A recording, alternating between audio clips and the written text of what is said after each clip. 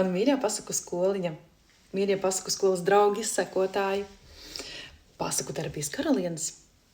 Šovakar, kad vecais gads klusi aizver savas durvis, bet jaunais gads jau stāv uz sliekšņa, pasaku skola ieded savu svecīti. Siltu svecīti, kas izgaismo ceļu uz jauno 2026. gadu, uz zirga gadu. Un zirgs pasakās, jūs jau zinat, simbolizē mūsu apziņu. Zirgs ir ceļš, zirgs ir kustība, zirgs ir likteņa elpa.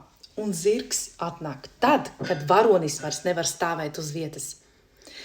Kad sirds zina virzienu, bet vēl baidās spērt pirmo soli. Zirgs iedod šo drosmi. Zirgs parāda patiesību.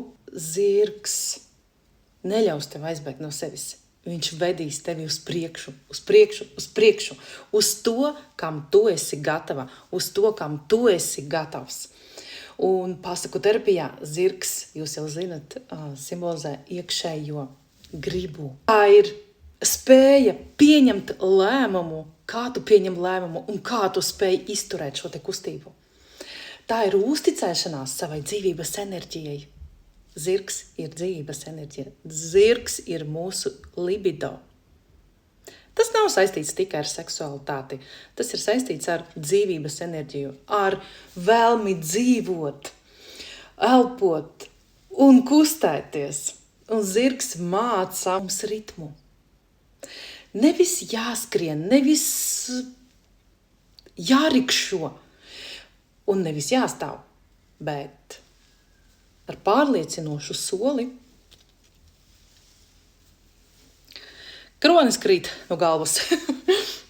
Nevis jārikšo, nevis jāstāv, bet ir jākustās, ir jākustās. Ar dzīvu, patiesu soli mēs ejam uz priekšu. Un 2026. gads nesīs uguns stihiju. Tā nebūs cīņa. Uguns simbolizē dzīvības spēku. Tas būs gads, kad nebūs laika vairs sapņot, nebūs laika vairs domāt, nebūs laika vairs gatavoties. Zirgs tev jautās, vai tu esi gatava ceļam, vai tu esi gatavs ceļam, vai tu jau jāj, vai tu stipri turies pie krēpēm, vai tu uzticies ceļam, kuru esi izvēlējusies, kuru esi izvēlējies. Šis gads būs saistīts nevis ar ātrumu, bet ar godīgumu pret sevi. Un te būs svarīga nevis vara, nevis kādam kaut kas jāpierāda, bet būs svarīga iekšējā stāja. Iekšējā pārliecība, es zinu, kurp es eju, es zinu, kurp es dodos. Lai 2026. gads jūs ved nevis prom no sevis, bet tuvāk sev. Lai jums pietiek spēka izvēlēties savu ceļu, īstu patieso ceļu. Pat ja tas nav populārs, pat ja kādam kaut kas nepatīk, tas ir jūsu ceļš. Tas ir ceļš, kurš jūs iedvesmo, kas jums dod spēku, kas iedvesmo arī citus. Un lai šī kustība jūs dziedina, lai jūsu iekšējs zirgs ir vesels, lai viņš ir pabarots un lai viņš ir brīvs. Un atcerieties, ka karalienes un karaļi, jūs visi esat karaļi un karalienes. Mūsu iekšējā pasaulē dzīvo šie divi spēki, milzīgie spēki.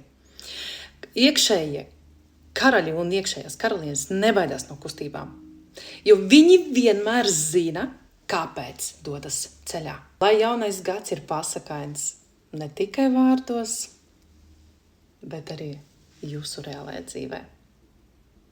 Lai vairāk prieka, lai vairāk drosmes, ejam uz priekšu un paldies katram no jums un katrai no jums par to, ka šajā 2025. gadā bijāt kopā ar pasaku skolu. Mums nāca šogad jauni sekotāji, ļoti daudz jaunu sekotāju. Es jūs sveicu.